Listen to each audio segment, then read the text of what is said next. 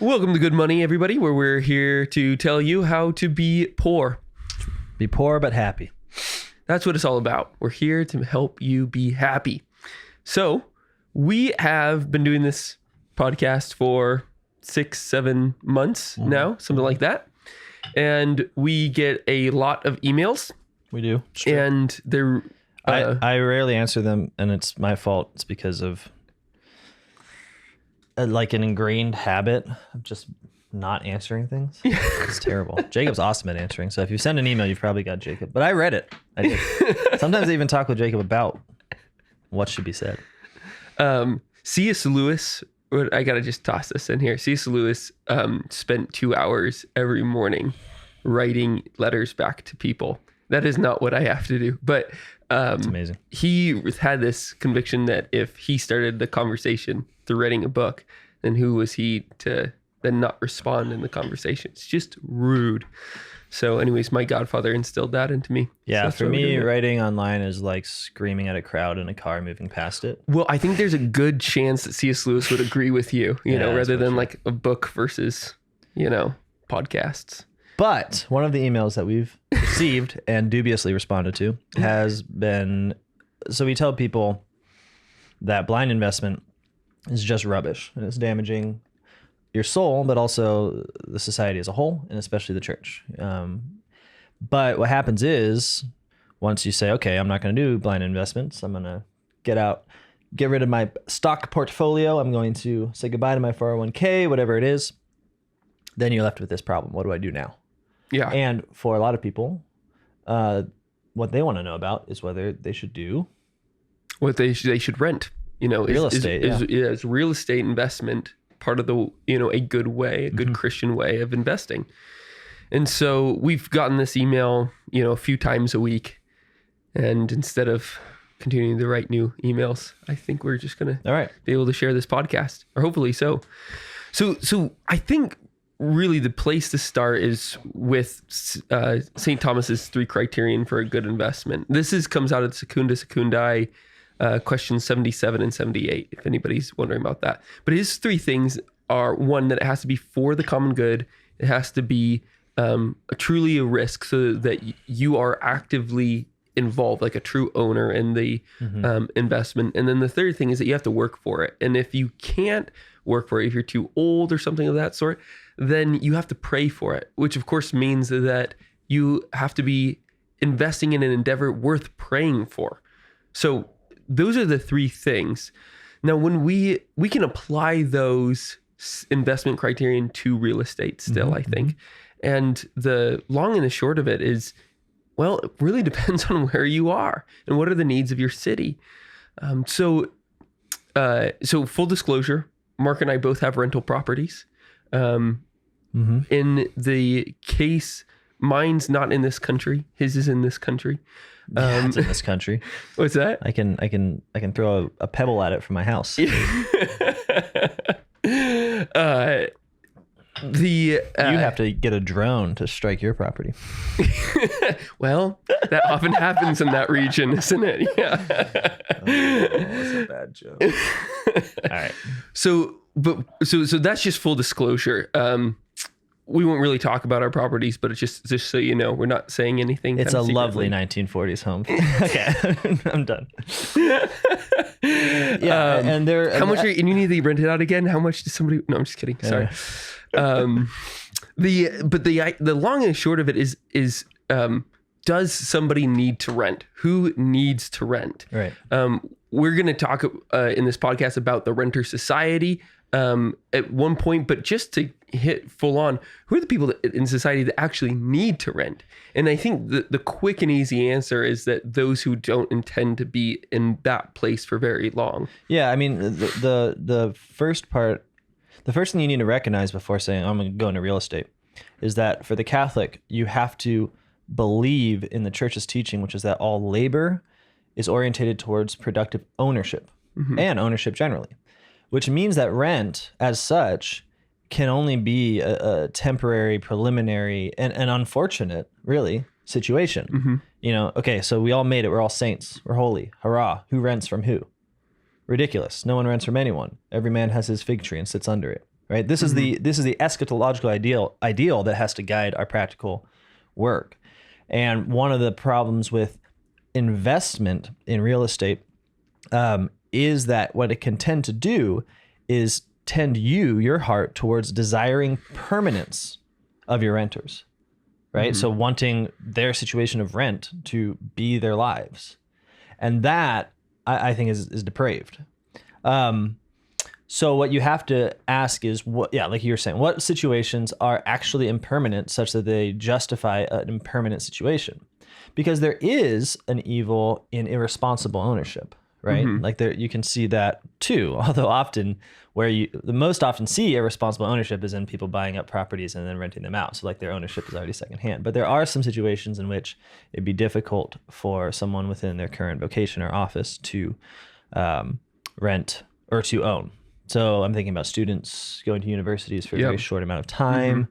I'm thinking about people that just need a halfway point between places if they're, moving from one place and looking for another. Yep, exactly.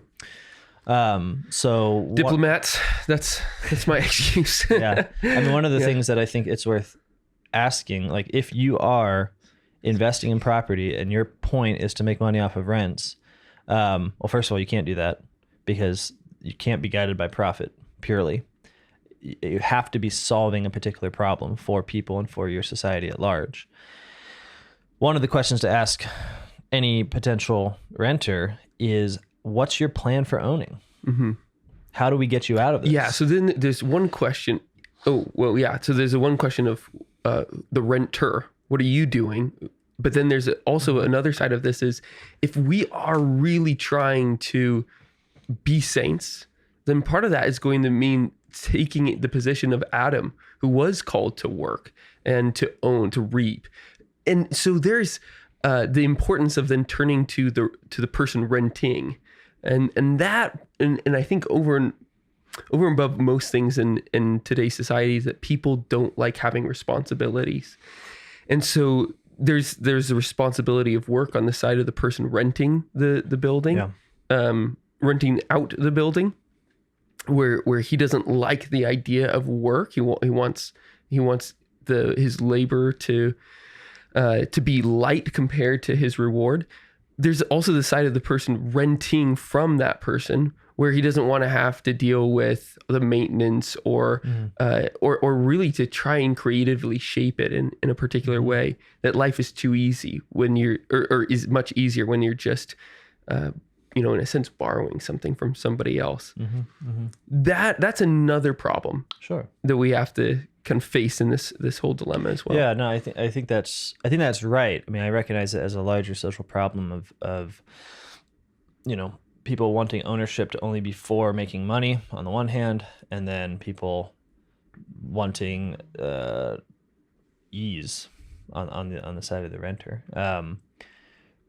Well, I think it's simple enough in that regard that there's a mutual obligation to figure that out. And if you can't honestly say, I mean, one of the most obvious ways to do it is the person that rents, with their total income, they need to be making enough money at the end of the day to be saving up for ownership. So this is something we often talk about in terms of wages. Like, the responsibility of an employer is to give their employee enough money, which includes the ability for a thrifty man to save up to own, right? So it's this weird suicidal rule that the church writes into doing business. It's like, how do I make it so you don't need the wage anymore? That should be what guides all business. It never does. Well, sometimes it does. Now, but it's similar with rent. Like, if the rent that's being charged is such that the person can't save up enough money to not need to rent anymore in some way, then that's too much rent. Yeah. I mean, that's unjust. And you might say, oh, but I really need it for X, Y, and Z. But then the question is, well, then should rent be the way you do it? Yeah. Which we'll talk a little more about, but let's just get into before we get into the more practicals. Sure. I'm feeling practical today. Yeah. Can you tell? Yeah, it's actually kind of shocking. I'm surprised. No theory, just praxis. Well, let's get into the theology of rent, though, because I think there's something really important here that we've talked about it a million times, within the universal destination of all earthly goods, you do have the gift of creation given to all of us, which means that ultimately it's still owned by God. Like, this is what the scholastics all say. It's like, how can you claim the land when it's owned by God? But it's gifted to all of us. It's something that we then get to participate with him in. So that means that we get to be able to creatively shape it. But a gift always ties people together. So it's not as if you have claim over it without God. So that's the point. But if the real core of Christianity, I'm going to make a big claim, we can defend it in a second. If the major core of Christianity is mediation, if it is participation, words that we can use synonymously, then that means that we are supposed to be taking on the divine life in such a way as that we do recreate what we have in a profound and wonderful way, so that more people might be lifted and embraced and welcomed into the community of love, which is the church. Yeah, I mean, the church distributes ownership, and that's not just of houses or commercial buildings. It's from the ground up. I mean, what does a father do with a son? He's not trying to give him virtues that are rented from the Father, as if you only have courage insofar as you continually can refer to the Father, and he's the real source of any virtues you have. That's not virtue at all. That's a pose, and it's actually tyrannical, really. That's what that becomes. No, the whole point of loving fatherhood and motherhood is to give the virtues away. I mean, the true joy of fatherhood is not to say like, my own power has been extended in this person. It's to say, he can actually do the thing on his own, right? That's how you feel watching the kid learn how to play soccer or whatever. Just big old soccer dad politics here. Yep. We're on a soccer team together now. It's cool. Yeah. Just had to throw that in. It's pretty cool. Yeah. And of course with the whole mumbo jumbo about overpopulation and such. I mean, it's part of the narrative of scarcity that the pagan world preaches, but just is not true. No. It's not a real problem. We can distribute land, we can distribute resource and wealth. It's just a matter of justice. Yeah. So the difficulty that you have when you say, okay, I'm going to get rid of my 401k, I'm going to go to real estate, is that you live in a renter society. Yeah. And it's hard not to participate in that. What I mean by renter society is pretty simple. It's just that owned goods are exchanged for rented conveniences. We talked about that with the house. It's like there's difficulties that come with ownership. You have to learn some skills to fix your house, etc. So you rent the convenience, right? And by switching from owned goods to rented convenience, actual ownership gets pushed to the top, right? Because if more and more people rent, it actually means that fewer and fewer people own, till eventually you get to the state that America is in today, for instance, where I think Bill Gates owns most of the farmland, and we have companies like Black Balls. Come on. Blackstone? Black Rock? Black? Pebble. Just buying up properties. So the point being that we live within this, I mean, the powers of this earth advertise and work to get us to exchange things we own for things we rent. So, at one point we owned the skill of navigation. Now we rent it from Google. At one point we owned the skill of sexual arousal. Now we rent it through pornography companies. At one point we owned the sort of power of communication. And now we rent it from various social media groups and such. And at every books point, or encyclopedias. And now we rent data, every month. Yeah, exactly. Or one example I like to use is we used to own education in the sense that you had a living memory, and now we rent the ability to look things up. And I'm being obviously dramatic here, right? There's ways to carve out owned skills. But John Paul II says that skill is the new form of property. So he looks at houses, actual wealth like gold and land, and then the ability to do something all on this continuum of ownership. And that makes perfect sense to me. So we live in a society in which wealth and ability is amassed, so really power is amassed to fewer and fewer people through the exchange of ownership for rent. And so when you say, okay, I'm going to rent, you have to acknowledge that the overall move of people into rent is part of a deeply evil, profoundly evil disease within our society. And that your rent has got to tend people towards ownership, or you're just taking part in that. Right, absolutely. And so on the side of the person who's now accumulating everything, that's all the property, everything that's owned, they're the ones that then are able to, as we're kind of talking about in Money and Magic, Right. That podcast, to manipulate the rest of the population, Including the prices. But they are also the ones that have a sight into the skills. They are one of the few people that really know how the mechanisms work, from everything from your phone to the financial systems. To how to fix a house sometimes. Yeah. I say sometimes. These are bad landlords. Yeah. They don't know anything. They just hire. I mean, everyone's renting, right? Yeah. But then there's the other side of those who are renting who really just find it convenient and in a real sense, like the God Kings that are ruling over them. Yeah, and this is the tough part about Catholic teaching, is that on the one hand, you really want to just be like on the side of the poor against the rich. But the problem with America is that all the poor think they're rich and want to live like the rich. And so you're actually still just talking to the rich, just some of the rich don't have money. And when you're talking to them, it's like our faith just doesn't give us the ability to be, just class warriors. Like in the end, we have to say, no, like as the people go, as the king goes, it's all part of one society. And I think that's absolutely right. Like it is as much a crisis. I experience this daily in our city. It's as much a crisis of people they are conditioned and habituated, sure, but at the end of the day, they really don't want to own things. Right. And this is a big thing. But it's the belief it's a conviction of us that if they did, they would. I mean, this is where we're not subjectivists. We're not just saying like, well, whatever makes people happy. Yeah. Because we recognize that people can be made happy by things profoundly below the glories of their nature, like right. what they're capable of. You find this come up in the sacred scriptures when somebody is under a God King, that they moan, they groan, they weep, and you see this in Exodus mentions this when the Israelites are under Pharaoh. The Book of Wisdom actually just spells it out. He says this is just how it works. When somebody's enslaved to somebody else, they only realize that they are when they start to moan and groan, and it happens all throughout this Old Testament.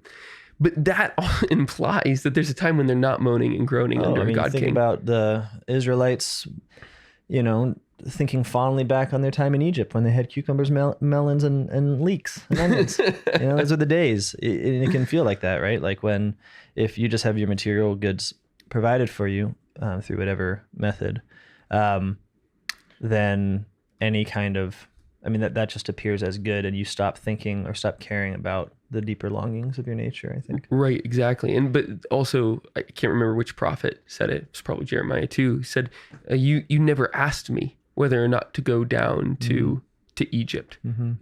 God is speaking to the Israelites. So even though I think it's clear that the cucumbers, melons, and leeks are kind of a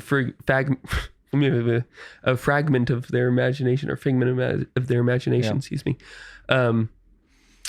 But still, they weren't supposed to be down there. They were under a different rule. Yeah. They were under a different king. So this is what we're claiming too, is that, a lot of people would prefer to stay where they are right now, but we need to be raised up in Christ to be able to mediate, to be able to participate. And just to remind everyone, the ideals of ownership are because it is proper to each person to give themselves and to sacrifice themselves. Ownership is what allows us to be comfortable to have families. It's what allows us to have what the church calls a hearth of charity, right? Like an actual goods, which we then can distribute to the poor, to our family, to our friends. So it's not, the church is not just saying like, hey, wouldn't it be great if we just sliced up the pie and everyone got it? And to some extent that's true, but it's not a pie, right? It's a life. It's not something you consume. It's something you further give so that you can be more like God, who does give. The crisis of rent is the crisis that only some people get to look like God. Yeah, exactly. And everyone else become slaves. Whereas within the Christian society, the point is that we are all destined for participation in divinity. And if we aren't imitating that in our social structures here, right, we're training people not to to be unfamiliar with heaven, where that is what happens. Yeah. It is a participation in divinity. Well, you see this with just the relationship of the Father, the Son, and the Holy Spirit. You wouldn't say that one is this. You might say that it's monarchical in a certain way, but you wouldn't say that one's a slave to the other. You certainly wouldn't say the two are renting divinity from the one. Okay, but let's get back a little bit. Yeah. So that's the sort of the broad theological point and maybe the crisis of renting. But to talk practically here, number one, we acknowledge there are times when renting makes sense as long as they're viewed as remedial. Okay, so actually conversing with people so that remedial status is understood, I think could help make rent something more palatable. The other thing is simply that if you're going to do real estate investment, it doesn't always have to be rent. There are places in this world where flipping is not only a good, but maybe even a necessity. Oh my gosh. Now, by flipping, I just simply mean, what you guys probably already know. You fix a house and you turn it for a profit. Yep. You should pursue profit. At that point, you might as well think of yourself as a worker demanding a wage, albeit weirdly from a market. So maybe don't think about that. But what are you doing? You're seeing an actual problem. You're not seeing purely opportunity. It has to be an actual problem. So like if you're just sitting online looking for rental properties or looking for properties to flip nationwide, you are being evil. I would say that you are not evil yet ontologically. Your will is not fixed. You have time to convert. Don't do that. If, however, you live in a particular city, a particular town, a particular place, and you can say, whoa, one of our big problems is empty properties, vacant properties, properties being used for drug houses, properties causing damage to the whole street. There is a need to fix it up. Mm-hmm. And if you, in serving your community in that way, can turn it for a profit, that's awesome. But the point is, if you don't turn it for a profit, you've still done a good, right? Mm-hmm. You will never, ever have wasted your time doing that. Yep. But if you're in a situation where if you don't turn a profit, you're like, well, what a waste. And you fall into despair. It's because you started with a totally wrong, unchristian attitude. Yeah. Whenever you say something like, or think to yourself, man, this flipping market is really competitive, then you can say, oh, great, it's being covered. I'm not needed for it. I'm not in the right city. Yeah. Or I'm not needed. Yeah. Maybe you are in the right city. It's just not needed. Yeah. Yeah, there's something else that you should be doing there. Totally. And I think another thing is like to look at land itself. So land can be an investment. One of the other crises we have in America is soil degeneration. Oh, man. It's not true everywhere, but it's true in a lot of places. I mean, if you just follow the path of industrial strip mining, it's millions and millions of acres of just land that can barely grow a dandelion. Yeah. Right? I mean, it's brown, it's gross, it's disgusting. And really all it needs is some sheep and some cows. Maybe some chickens. Maybe some chickens. Yeah. So if you look at there's different ways to do this. We're not going to go into this for this particular episode, but rotational grazing and different practices can take dead land and give it new life. This is a sort of long-term investment, but there is an actual movement of people who are trying to get pieces of agriculture, of land, where they can homestead, where they can live a little bit apart from the structures of this society. I mean, we're seeing this more and more. Mm-hmm. One of the great needs, one of the great problems is that it is twofold: soil degeneration, right? And then just amassments of land. So I think there's two opportunities here to actually help the society that you're in and turn a profit, namely actually regenerating soil and then selling the land at a profit, which I think is a little bit radical and would definitely require a particular life that smells a little bit like goats for you to live. And the other one is just if you have the means and you have the money to take large holdings and try to develop them into smaller ones. I mean, people, this is a more lengthy discussion, but as we move from like agribusiness style land use to actually distributed small scale sustainable agriculture, there's an opportunity to take big chunks, make them into small chunks and distribute the land. It's something that the government will never do because they're too scared. So it probably falls to people to do this. Yeah. So two last really quick practical things. The government is not on our side for this. I mean, they were the ones that created this sort of renter society. Oh, can I say something about that? I'm sorry. Yeah, well, just to tee you up here, what you find with HUD housing, with the whole LBJ war on poverty, let's give free housing to the poor. It's not just that the government owns, fixes up, and uses tax money to take care of this. That's fine. I like that. But continue. It's that there actually are private owners of those buildings. Right. Like what we've done is created a fixed landlord class. So people who are in poverty, the agreement is that they always are given help with rent. Yep. They are never given help to own. Yep. I mean, look at any particular housing program. This is what it gets. So what you have is a permanent and assured landlord class, right? Who are also super unmotivated to take care of their properties and their people in a real way. No.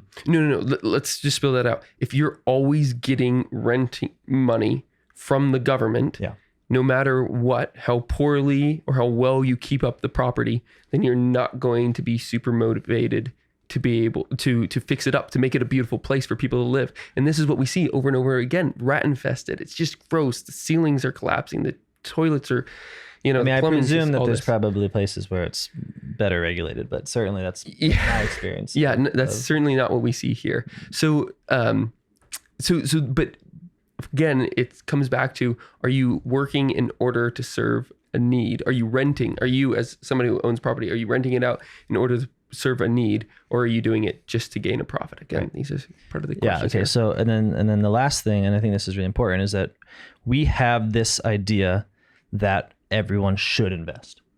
So this comes from, especially when you're getting out of just sort of blindly having stuff in the stock market. You have this idea like, okay, I was doing this, so now I need something to replace it. And maybe you kind of buy, okay, I'll probably make a little less money, but your mindset is still that my money needs to be out there working for me. It's not necessarily the case. I mean, this needs to be set up front. It is maybe the case that your needs and the needs of your community combine in such a way that the right thing for you to do is to invest, both for your own sake and for the sake of your community. Yeah, and your skills. You actually have the skills to be able to do it. I think this is a huge side of it too, is that people assume that because the access to investment is so easy today, that everybody should invest. But if you follow St. Thomas's line of thought here, one of the criterion being that you should work for the company or being able to advise for it or something of that sort, that means that your skills have to line up. Totally. And that just might not be the case. It might not be the case. And just the last thing with it is that investing, technically speaking, is tricky. It's tough. You need to know what you're doing. And so it is in a particular sense an apostolate in and of itself, which means it's not for everybody. Now that one's really tough because folks think, well, goodness, if I just keep all my money in my bank account, my purchasing power is going to plummet every year. And yeah, that's true. That's why we recommend putting things in precious metals of sorts. It holds its value better.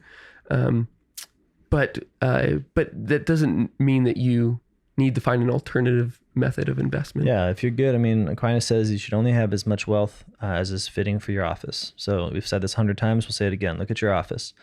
What do? You're a father. You have this job. You own this property. You need this much, to take care of all your responsibilities. If less, you can say, I have a particular calling to do a particular thing where I need more money. Then you don't invest. And then you're free. Haha. Just live, be happy. And with that note, okay, so I hope that helps. I mean, there's a lot more that can be said because there's a lot more. There's a general question that I think still needs answering, right? Which is alternative forms of investment. But I do want to. That whole thing might have sounded very negative, right? Against investing in real estate. I actually think that it's a real opportunity to just learn what it really means to invest, because real estate by definition is a particular place that you should care about, and that very clearly bears the imprint of your character, so that if you're a crappy person, you're going to do a crappy job with your property. And so I think that it is a obvious way to transition out of blind investing, because it's visible invest, or at least it should be. Don't be doing it from a distance, like I said. He's looking at me when he says that. I know, you got problems. Transitioning to visible forms of investment, I think is going to be really helpful in building up a Christian society, because then the effects of our virtues, our vices, our responsibilities, our lack of responsibility all of this becomes very apparent when we actually take real places and people under our wing in order to do great things. So I don't know how you're feeling at the end of this, but I'm saying it's not a knock on investing in real estate. It's just a pause to say, yes, this is a potential way of both serving your community and yourself within a single investment. But do you need to? Yeah, absolutely. Yeah. We're stuck in a very transient system and our society as a whole.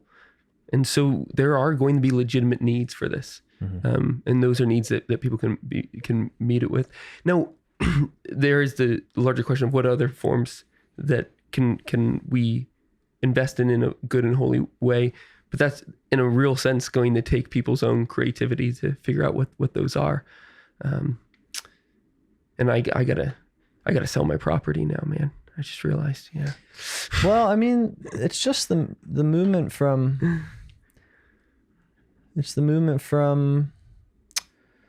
renting to flipping, you know? Oh, that's what I was gonna say. No, sorry, I think there's a side of this in the Go renters. for it. Okay, so we always talk about what the owners should do. I have a suspicion here. Maybe this is totally wrong. That there are many landlords of whatever kind out there that don't really want to be a landlord. And the reason I have this suspicion is because I keep meeting people that just complain about their properties and all they have to do. And I think it's actually a really good sign, right? If there's landlords that are actually like harried as opposed to just, siphoning off rents. You should approach, if you're interested in this, you should approach your landlord and ask them to change your rental agreement to a rent-to-own agreement. I mean, this is just one of the simplest ways that the Christian society can begin to flourish, is that if people are convicted, they can have these conversations with the people they're renting from. And maybe the answer is no. Maybe it's like, no, I have other plans for this, or no, of course, I want to be a landlord's skimping rent off the top. What's wrong with you, peasant? And then you get hit with the big sword or something. But it might not be, right? It might be an opportunity for them to grow and to give and to translate their desire for profits into a desire to profit for the sake of the other as well. So it introduces the orientation towards ownership. And after this past year and all the different laws, COVID and whatever laws that came up with renting, and it really made it tough for some landlords that they might be willing to do this now rather than 2 years ago. Yeah, absolutely. And it's also just a simple way to check the motivations that are in with your own soul, both as a renter and as an owner. Because if you go ahead and imagine that to yourself, like, well, what if this was a rent to own? Then you're going to start asking, like, well, do I really want this property? Is this really where I want to be in life? And then you realize, oh, shoot, what I'm actually doing is considering becoming a particular person in a particular place rather than just being a transient, maybe I'll do something next year, maybe I won't. And then you're going to start thinking like, man, well, I better find a wife. And then you're having kids, and it's a great exercise. Likewise, in the case of the landlord, it's the same thing. You consider, okay, I've got these rental properties. Now someone's approached me and he wants to own. Why do I own these things? Do I want it to go to someone else? Do I want to distribute ownership? I mean, maybe nine times out of 10, it's a no, I really don't. I want to cling and suck the blood of every renter I can find. Yeah. But 1 out of 10 times it's saying, I got into this because I saw a need, and maybe I can fulfill that need in a meaningful way for this particular family in a way that just continuing to rent for rent's sake will never fulfill. Yep. Maybe. Ever optimistic. Well, at least we're not Hobbesian. At the end of the day, you can just snuggle up to your pillow and say, I'm not Thomas Hobbes. And that's where we'll leave you, everybody. Have a great week, and we'll see you next one. God bless you. Bye-bye.